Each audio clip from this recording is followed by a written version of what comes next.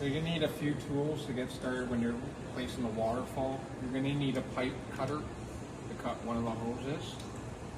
The heat gun is gonna be for the gaskets, if there's one stuck, to get it off a little easier. A small flathead screwdriver, a 3/4 inch wrench.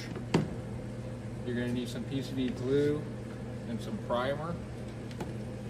Small little cardboard just to protect the acrylic if you do need to do any prying of the waterfall with the screwdriver. Now when your waterfall comes to you, it'll come with the nuts on the back, a 3/4 nut plus washer, a small gasket on the front, and then you're going to have the connections for the lights and the hose for the water. It does come with a small piece that is going to sit on the back of it. This will be glued after the fact. Now on the inside of this, you're going to have a lot of foam up in here, so you will have to dig out the foam to clear away where the waterfall is. You got the two little nuts that are on it. These are only hand tightened. If you feel that it's a little snug or they're tight, it's usually just silicone on the very back of them that'll hold them on. So you might have to take a knife or a screwdriver just to break away the silicone that's on the back.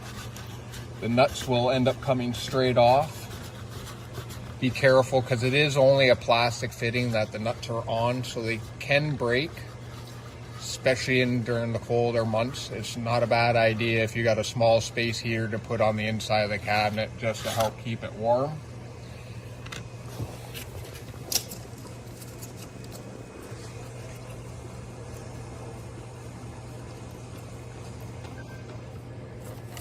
After you get all the nuts off, it will be loose. You can move it back and forth. You are going to have to pop off the lights off the very back of them. These are only pressure fitted on, and they just pull off simply like so. You're going to have 4 of them on the waterfall.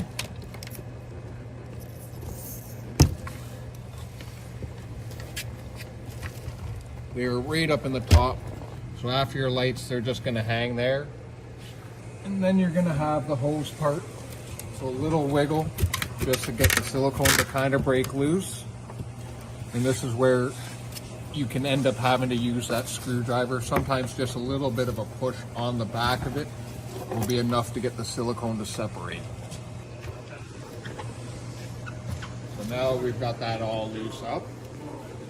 You take your pipe cutters, or if you don't have a pipe cutter, you want to use just a normal knife to do it. You just want to get as high up as you possibly can.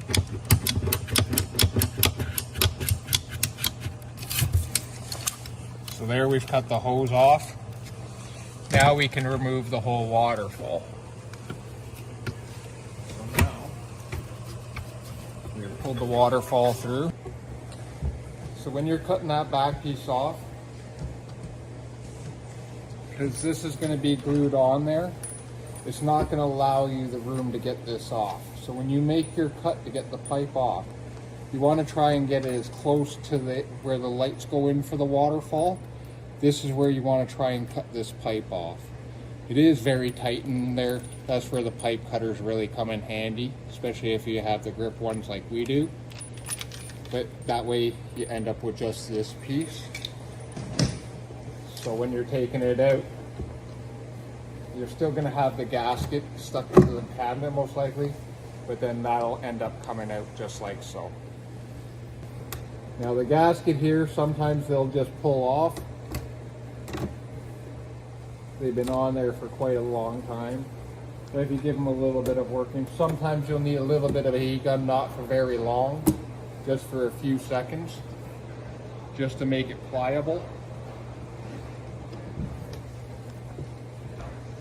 And then you'll see the silicone. So you want to do the best you can to get everything away from the edge, any old silicone. This is where a small X-Acto knife will come in handy.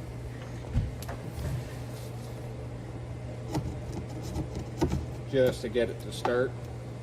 And then you can just peel away any excess.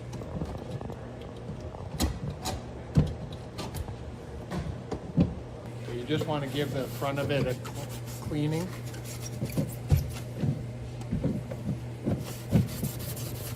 any dirt or any residue like that on there. Just so we make sure that we have a nice seal at the end. You do not want to use any abrasive cleaning, no Windex or anything along those lines. Anything that could be harmful for the acrylic. So you got your waterfall out, surface is all clean. When you're putting the new one in, it's just going to sit right up against the back and tighten the spot. And on the back side, that's where you're going to have the new nuts to put on. And they're only going to be hand tight. You do not have to crank these on with a wrench or anything, because it is only a plastic piece and it's only supposed to be a snug fit. And you'll have a washer that goes on to the back, then your nut.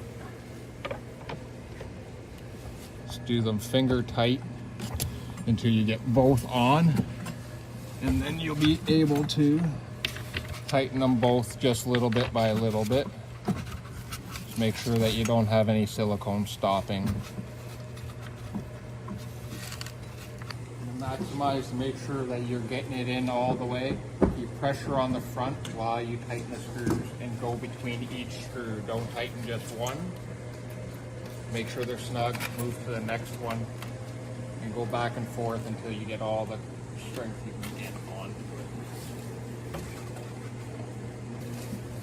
Once you have them all hand tightened, you can take your 3/4 inch wrench and just a tiny quarter of a turn. You're not looking to kill it. You're just looking for that little bit of pressure, but because of the room in here, there's not much you're gonna get.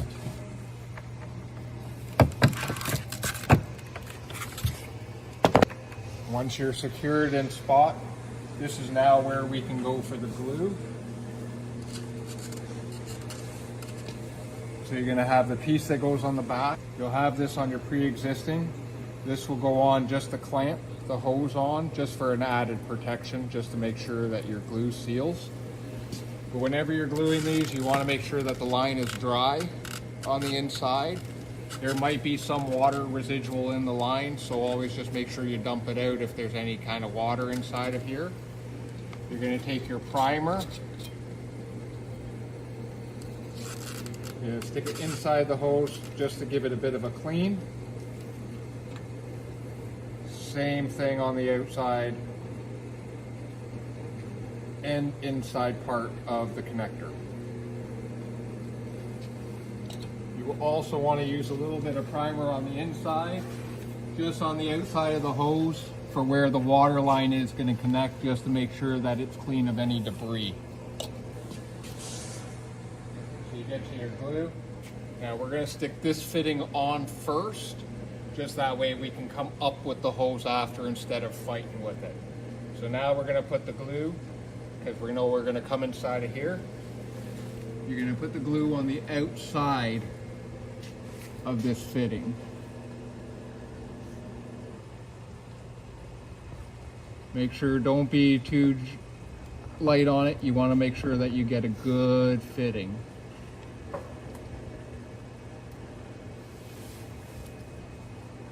If you want to be a little extra, you can put it around a little bit on the outside. Just try not to go too far onto it. The thing just sits on the back. Just give it a few seconds to dry. You want to make sure that seal is going to be good. That's the only point that you're going to have water flowing through. So while we let that set, we're going to take a little bit of primer just to go around the outside of this connection. A little bit more just on that hose there.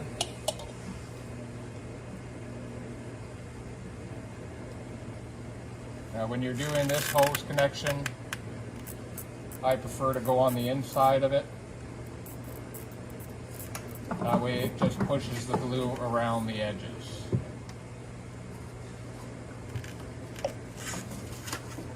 And then don't forget, you're going to need that clamp after.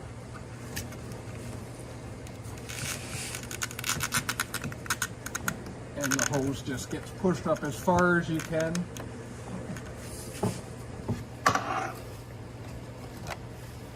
And then you take your clamp and you clamp your hose on.